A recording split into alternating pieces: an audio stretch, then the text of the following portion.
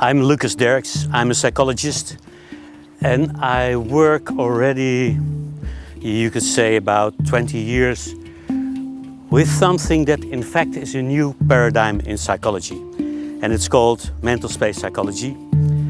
And this paradigm is unique because it assumes that everything that's going on in the mind goes on somewhere, has a location in what we call mental space, in the space around and within the person.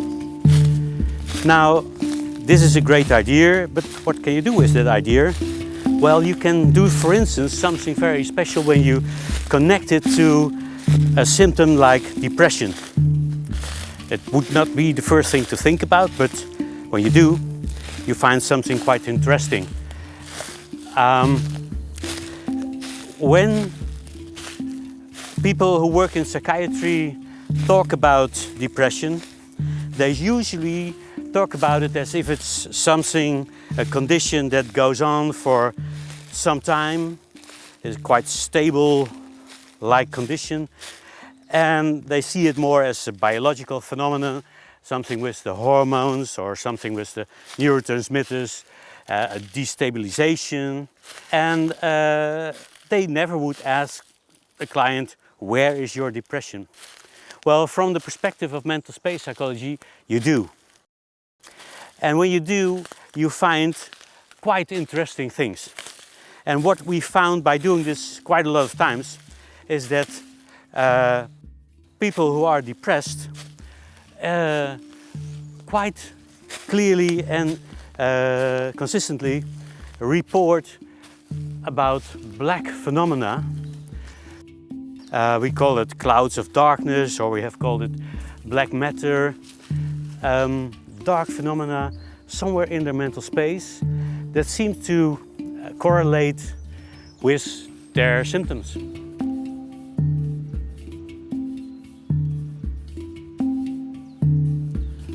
I work with a method that is called depression in awareness space, DAS.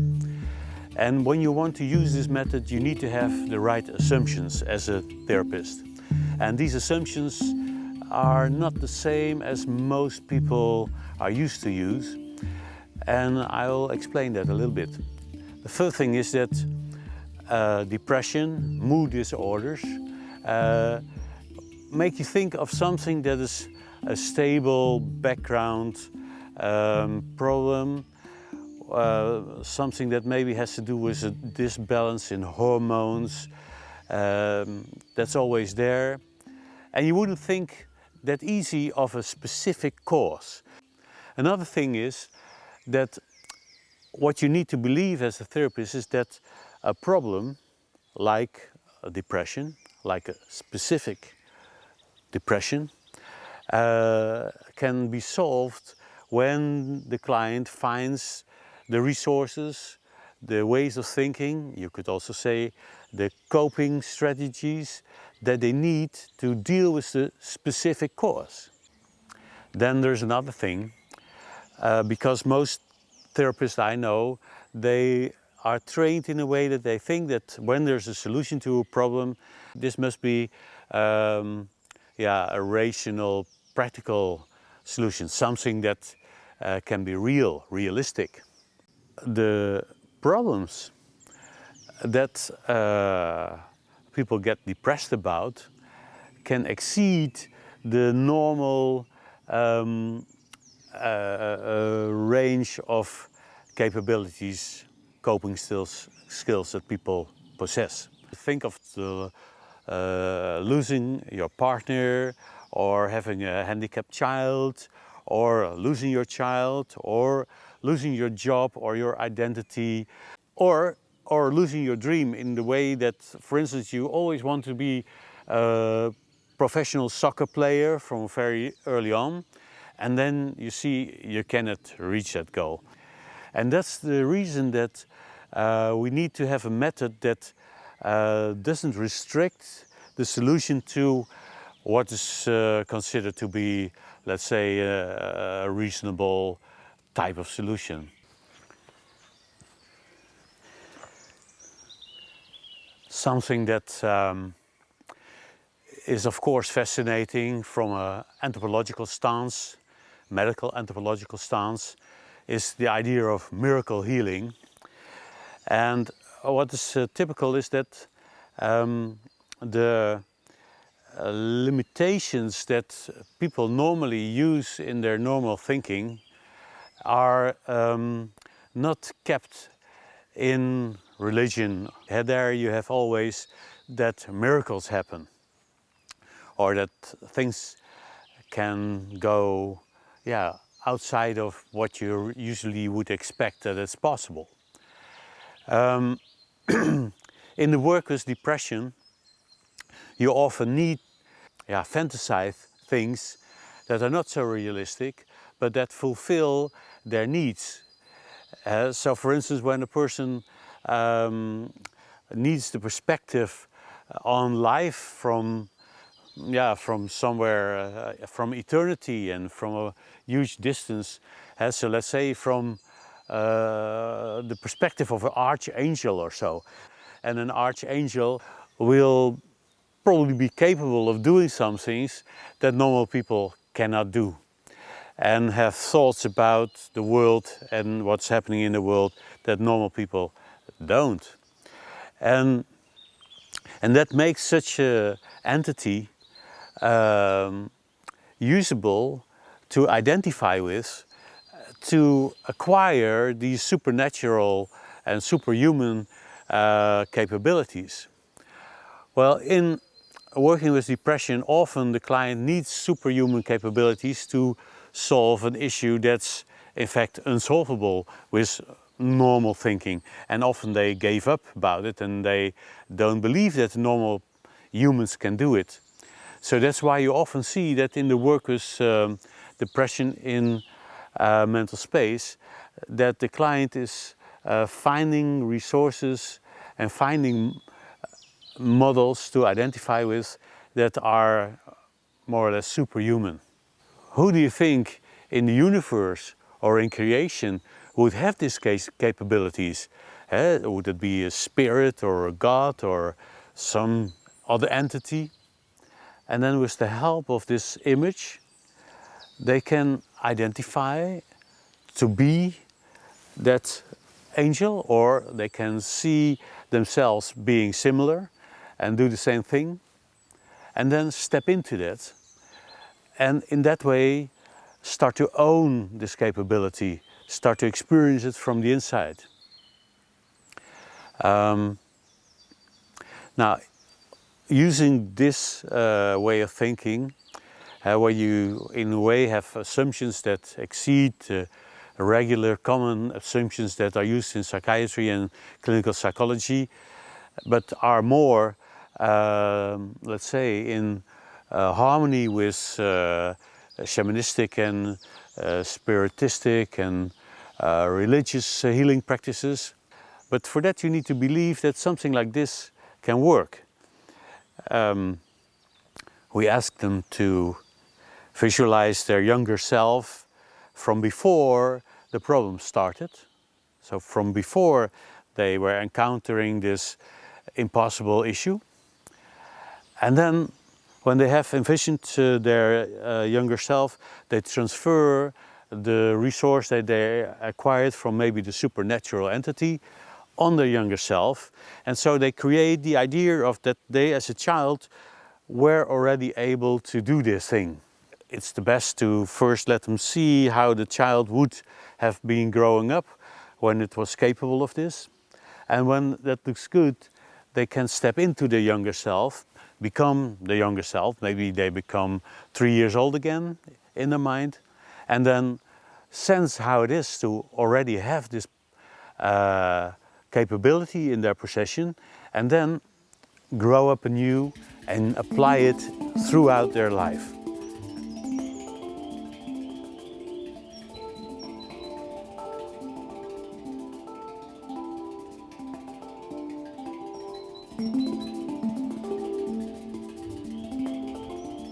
So we were just talking a little bit about depression, and you still remember having dealt with that. And Yeah. so what I want to do is just to work with that, if you don't mind. And for that, I ask you to re-access the sad feeling that belonged to that. So if that's possible, and it doesn't need to be very long, but just for a moment. Yeah, got it. You got it. Okay, then stay with that for a moment, and then point out to me where you sense zones of darkness. It's in here, Yeah. pretty deep, near my spine. Yeah. There's a big ball of fuzz down here. Yeah, and that's the feeling. Yeah. And so, and when you look around in the area around you, are there maybe areas that have some darkness in them, or like clouds? Doesn't need to be so clear. It's pretty much everything above eye level is blocked. So, when I go to point at it, so where would it be? So It starts a little bit further. Yeah, there it starts, and everything above that is just. And would you say that it's dark, or is it just blocked? You don't doesn't need to be dark, but It's kind of transparent dark, like a dark sky in the night. okay, good. Then look at that. Yeah.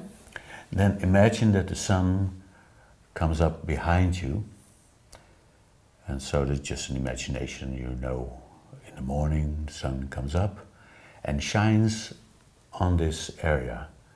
And at the same time, you try to move it in front of your eyes, so a little bit downward, and maybe you can compact it. See what happens when you intend to move it in the center of attention. What happens is that the light comes down to there, and then there's still a small stripe of darkness that doesn't really go away, but the top is clear again. That's a very quick effect, what you create there. So then look at what is left. Maybe have the sun shine on it a little bit more for some while. And then I have a question. So open yourself for what was it, probably, that you stopped believing in, or that you stopped doing, or were frustrated about, so that you gave up about in your life, that's behind this area of darkness. And so when there's nothing, it's also fine.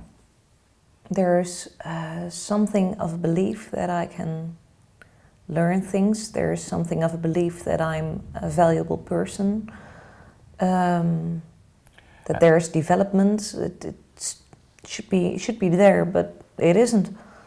And so this has to do with believing that there's no development, and it's not for me. It's not for you. Good. Well, not so good, but good that you found it. And so this started at a certain point in your life. Yeah. So maybe you remember when, but you don't need to be precise to me. It's not about this memory. It's just about the question, what is it that you are not able to do there that you should be able to do?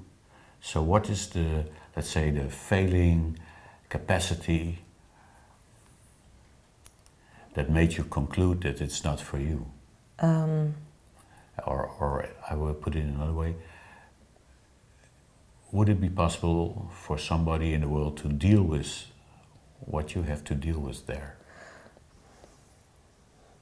I'm not even sure. I think that in the same position, pretty much anyone would have concluded the same. Maybe, of course, there's other people who find ways to deal with it better or something like that. Yeah, so let's think of that.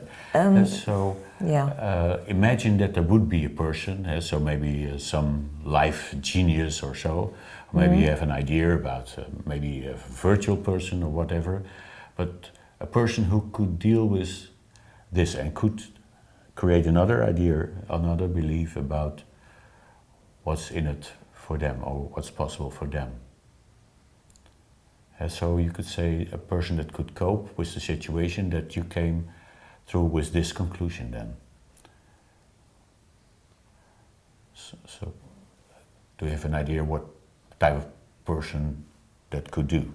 So that could be the one that could be able to do that, maybe. It would be a virtual person, not a real virtual life person, yeah. Not a real life person, but I can sketch. You're artistic, and you can create your image of that person. So let's say how would you call it in the virtual world? Yeah, it's probably some kind of monk of some kind. Some monk. Okay, then make this monk in your mind.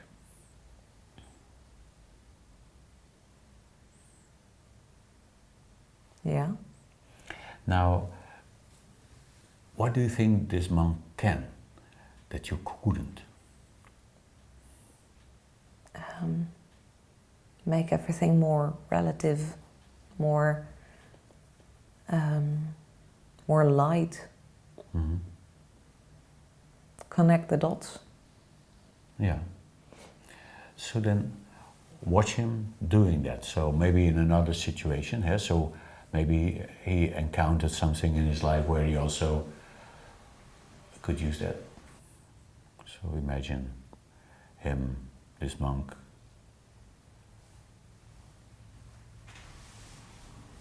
It's really weird to see him in German class, but yeah. In German class? German class. Yeah, well, it can happen.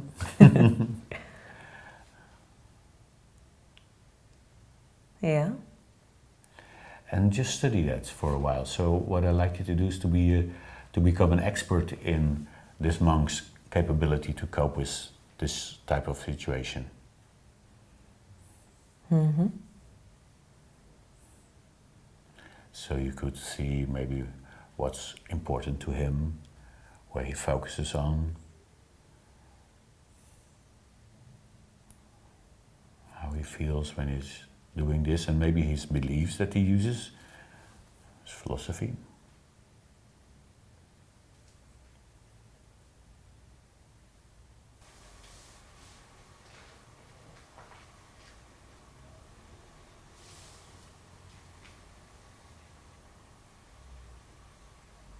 Yeah. Mm-hmm. So and now, it's interesting, now you, in a way, know what the solution could have been to that situation. Mm-hmm. And of course, at that time you didn't know. And so what I'd like you to do is to visualize yourself from before this happened to you. So, do you know how long it was ago? How many years? Or? I think the last time I felt like I didn't have a depression in retrospect is when I was 3 or something. So, yeah. So going it a must lot be back. at 3 years old. Yeah. Yeah, fine. So then imagine to be in contact to your 3-year-old self, maybe put her on your knee, and then it's just a matter of teaching her this skill. And so you can show the example of the monk. And something that's maybe wise to do is just take the example of the monk yourself, so that you know that you as a sort of teacher are capable yourself, and then teach it.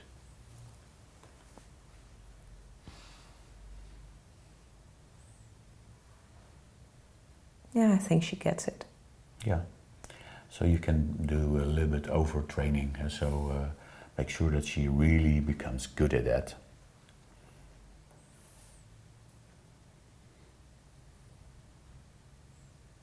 And so you can look at the monk once more to see if there's anything that should be added to make sure that she's armed with the right coping skills.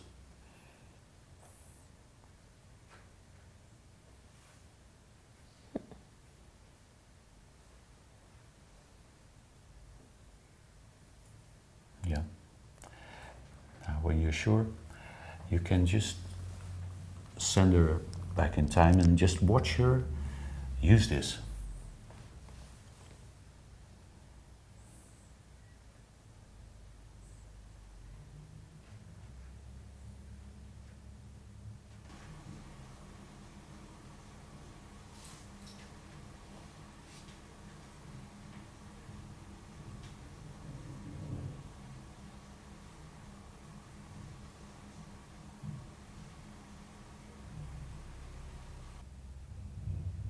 would it work?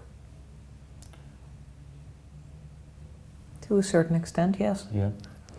A lot, of course, the situations aren't fun now. It's still incredibly difficult, complex, and too big for one person, but yeah, she gets back on her feet really quickly now. Mm-hmm.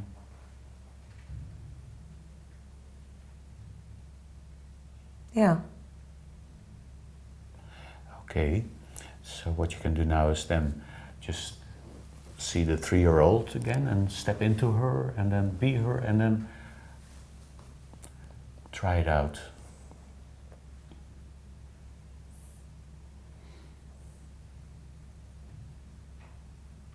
And so go through your life from 3 up to the present and use this skill and just see what it brings. Sense what it brings.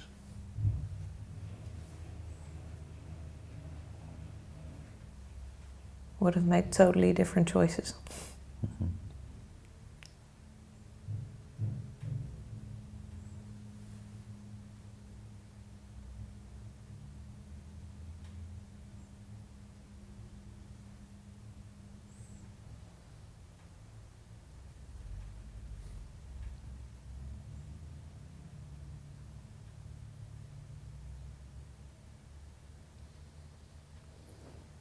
So you are back in the present.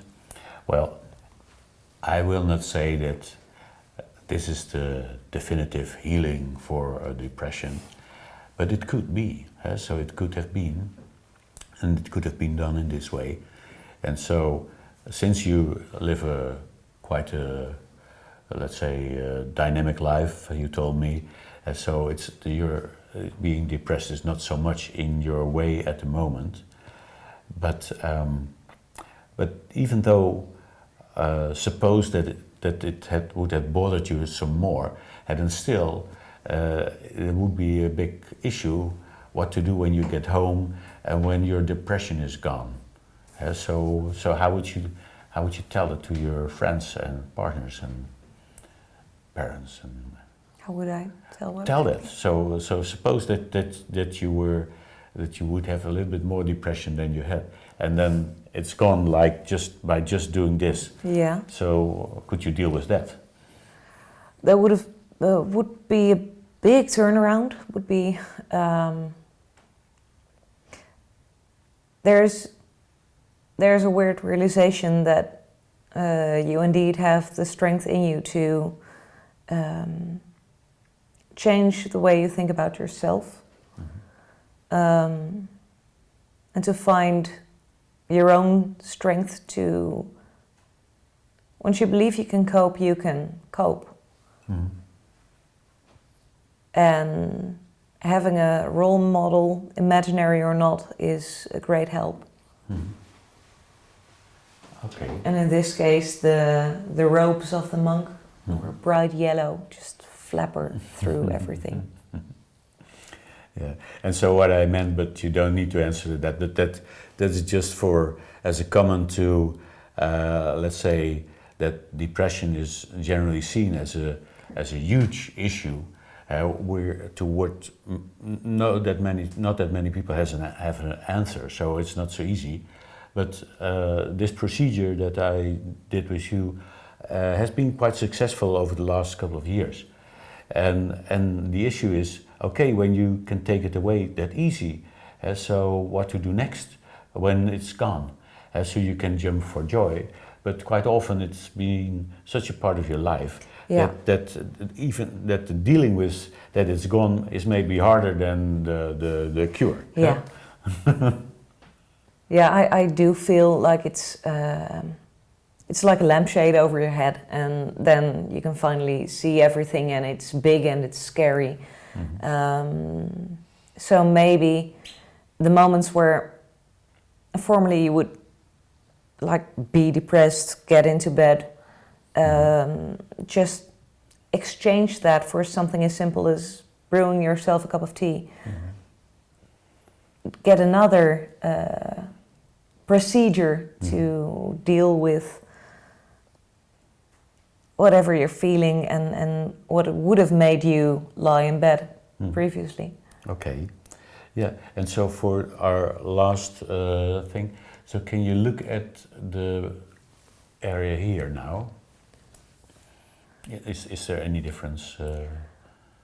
It's a lot brighter. There's still a bit of band with 2 dense dark spots there and there, but the sky is a lot more open, and it's like I can, if I grab a ladder, I can climb into it. Yeah. And the feeling, so can you find it back? So just it's like only the encasing is left, so it could be filled again, but I can choose whether I fill it with depression or with something else. So it's pretty much there like an empty soup can or something. okay. Well, thank you very much. Thank you.